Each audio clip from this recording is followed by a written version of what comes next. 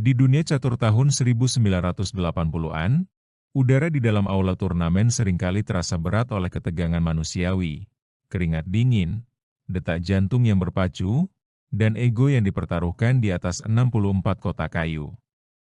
Namun, di sudut salah satu ruangan yang tenang di London, sebuah keajaiban teknologi duduk diam di atas meja.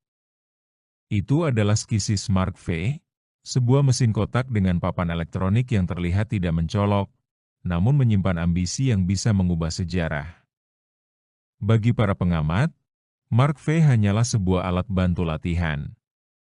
Namun bagi para insinyur yang merancangnya, ia adalah puncak dari pencapaian mikroprosesor. Tantangan besar telah dilemparkan. Mampukah mesin, yang hanya beroperasi berdasarkan logika biner dan algoritma yang kaku, mengalahkan naluri intuitif seorang Grandmaster? Lawan yang dipilih bukanlah sembarang orang, melainkan John Nunn, seorang pria yang dikenal bukan hanya karena gelar Grandmaster-nya, tetapi karena reputasinya sebagai salah satu pemecah masalah, problem solver, catur terhebat di dunia. Prolog, benturan dua dunia. John Nunn melangkah masuk ruangan dengan setelan santai, pembawaannya tenang. Baginya, catur adalah bahasa matematika yang indah, sebuah tarian simetri. Di hadapannya, Mark V berdiri tegak, kabel-kabelnya tersembunyi di balik casing plastik yang kokoh. Mesin itu tidak tahu apa itu keindahan, tidak mengenal kata kalah, dan tidak merasakan tekanan. Ia hanya mengenal pohon pencarian, search tree, kemungkinan ribuan langkah ke depan yang dihitung dalam hitungan detik. Pertandingan ini bukan sekadar permainan catur, ini adalah tes Turing versi papan catur. Apakah mesin bisa menunjukkan kecerdasan dalam memecahkan masalah yang membutuhkan visi strategis, atau ia akan terjebak dalam kelambanan logika murni? Babak pertama, pertarungan logika. Begitu permainan dimulai, atmosfer di ruangan berubah. Nunn membuka dengan Ruy Lopez, sebuah pembukaan klasik yang menguji pemahaman posisional lawan. Mark V membalas dengan akurasi yang dingin. Setiap bida yang digerakkan mesin bukan karena ia ingin menyerang, melainkan karena evaluasi numerik dari setiap posisi menunjukkan probabilitas kemenangan yang lebih tinggi sebesar 0,001%. Nunn mulai merasakan keanehan. Biasanya, ketika dia menghadapi lawan manusia, dia bisa merasakan keraguan, sebuah jeda kecil di tangan lawan saat mereka menyadari jebakan yang dia pasang. Namun, dengan Mark V, tidak ada jeda. Mesin itu bergerak dengan ritme yang konsisten, membuat Nunn harus berjuang melawan bayangannya sendiri. Rasa frustrasi karena tidak bisa membaca pikiran lawannya. Mesin ini, bisik salah satu pengamat di pinggir ruangan, tidak bermain seperti pemain catur.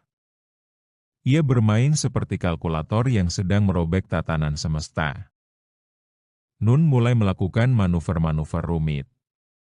Dia tidak mencoba memenangkan bida secara langsung, melainkan mencoba menciptakan posisi yang tidak logis.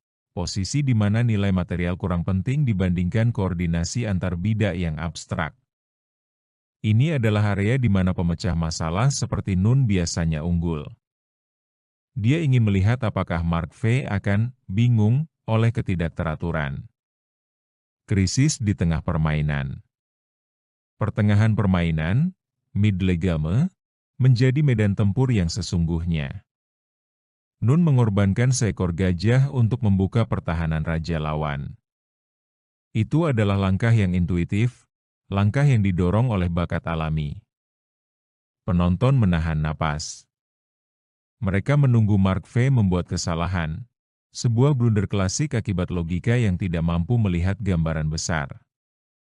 Mesin itu terdiam. Lampu indikatornya berkedip cepat. Di balik casing plastik itu, mikroprosesornya sedang bekerja keras, mengevaluasi jutaan simpul, nodes, dalam struktur datanya. Bagi para insinyur yang mengawasinya, momen ini adalah penyiksaan. Jika Mark V memilih langkah yang salah, reputasi bertahun-tahun riset akan hancur dalam satu sore. Setelah beberapa menit yang terasa seperti berjam-jam, sebuah bunyi bip halus terdengar. Mark V menggerakkan kudanya. Langkah itu terlihat defensif, hampir pengecut. Nun tersenyum. Dia merasa telah memenangkan pertarungan posisi ini. Namun, saat dia mulai merencanakan serangan lanjutannya, dia menyadari sesuatu yang mengerikan. Langkah kuda Mark V tadi bukan langkah defensif. Itu adalah langkah antisipasi yang brilian yang menuntun Nun masuk ke dalam perangkap yang baru akan menutup dalam 15 langkah ke depan. Puncak, pemecah masalah menemukan tandingannya. John Nun berkeringat. Dia mulai menyadari bahwa ia tidak sedang melawan pemain, melainkan melawan pemecah masalah. Mark V tidak mencari kemenangan melalui serangan brutal, ia mencari kemenangan melalui eliminasi kesalahan. Setiap kali Nun membuat langkah yang kurang optimal, mesin itu tidak menghukumnya dengan serangan, tetapi dengan mempersempit ruang gerak Nun hingga sang Grandmaster merasa tercekik di atas papannya sendiri. Ini adalah prestasi yang belum pernah terbayangkan sebelumnya.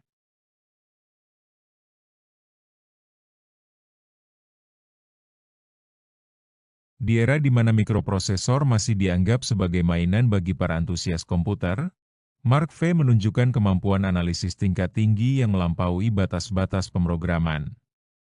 Ia tidak hanya menghitung langkah, ia memecahkan masalah kompleks yang disodorkan oleh salah satu otak manusia paling cemerlang di dunia. Nun berjongkok, menatap papan dengan mata menyipit. Dia mencoba mencari celah, sebuah celah semantik dalam logika mesin. Namun, setiap langkah yang ia coba selalu menemui jalan buntu. Mark V telah mengantisipasi setiap variasi yang mungkin terjadi hingga ke tahap akhir permainan, endgame. Di tahap akhir, kemahiran Nun seharusnya tak tertandingi. Namun, Mark V adalah mahakarya efisiensi. Dengan sedikit bida yang tersisa, mesin tersebut melakukan kalkulasi brute force yang sempurna. Ia menukar bida demi bida hingga posisi yang tersisa hanyalah posisi yang secara matematis mustahil untuk dimenangkan oleh Nun. Akhir dari sebuah era. Lampu di aula turnamen tampak redup saat Nun akhirnya menjatuhkan rajanya. Sebuah tanda penyerahan. Keheningan menyelimuti ruangan, hanya dipecahkan oleh suara denting jam dinding. Sang Grandmaster berdiri, menatap komputer kecil itu dengan campuran rasa takjub dan sedikit rasa tidak percaya. Saya tidak merasa dikalahkan oleh seorang pemain, ujar Nun, suaranya pelan namun jelas, ditujukan kepada para hadirin dan tim pengembang. Saya merasa dikalahkan oleh kebenaran matematis yang tidak memiliki celah. Mesin ini tidak memiliki ego, itulah mengapa ia tidak bisa salah. Kemenangan Mark V atas John Nun bukan sekadar memenangkan pertandingan catur. Itu adalah momen eureka bagi ilmu komputer. Prestasi tersebut membuktikan bahwa mikroprosesor, unit kecil yang awalnya dianggap hanya untuk tugas administratif atau penghitungan sederhana, mampu menandingi intuisi manusia dalam ranah yang paling kompleks sekalipun, pemecahan masalah, problem solving. Epilog, warisan dalam kotak plastik. Bertahun-tahun kemudian, ketika komputer catur sudah tersedia di setiap saku ponsel dan mampu mengalahkan juara dunia dengan mudah, orang-orang akan kembali menilik momen ini.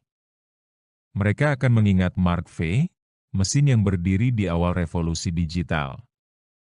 Mark V bukan hanya soal menang atau kalah. Ia adalah bukti bahwa di dalam struktur logika yang dingin, ada potensi untuk keindahan yang setara dengan pemikiran kreatif manusia. Bagi John Nun, kekalahan itu adalah pengingat bahwa kejeniusan manusia pun memiliki batas, dan bagi dunia, itu adalah undangan untuk membuka pintu masa depan. Di meja turnamen itu, Mark V tetap diam, cahayanya redup setelah pertarungan selesai. Ia telah menyelesaikan tugasnya dengan sempurna. Ia adalah pemecah masalah sejati, Dan dalam keberadaannya yang sunyi, ia telah menulis sejarah yang akan dibaca oleh ribuan insinyur dan pencinta catur di masa depan.